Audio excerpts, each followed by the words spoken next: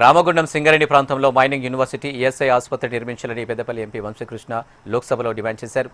సింగరేణి కార్మికుల రిటైర్డ్ పెన్షన్లకు నెలకు 10,000 రూపాయలు ఇవ్వాలన్నారు. పెద్దపల్లిలో సెమీకండక్టర్ సౌకర్యం ఏర్పాటు చేయలేదని చివరకు ఆంధ్రాకు తీసుకుపోయి ప్రారంభించారన్నారు.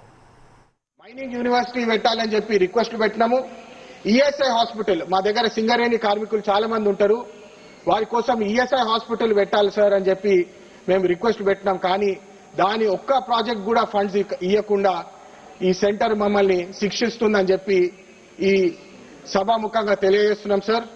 ముఖ్యంగా సింగరేణి కార్మికుల కోసం రిటైర్డ్ పెన్షన్ 10,000 రూపాయలు నెలకి ఇవ్వాలి, వాళ్ళ చేంజ్ చేయాలని చెప్పి ఎన్హాన్స్ చేయాలని చెప్పి అనేక రిప్రజెంటేషన్లు ఇచ్చినాం సార్. కానీ దానికి మీరు ఫండ్స్ ఇవ్వరు. కానీ ట్యాక్స్ హాలిడేస్, డేటా సెంటర్స్ అని చెప్పి ఫారెన్ లో కూర్చున్న వాళ్ళ కోసము అయితే లక్షలాది కోట్లు మీరు ట్యాక్స్ రిలీఫ్ ఇస్తున్నారని చెప్పి సభాముఖంగా తెలియజేస్తున్నాం సార్.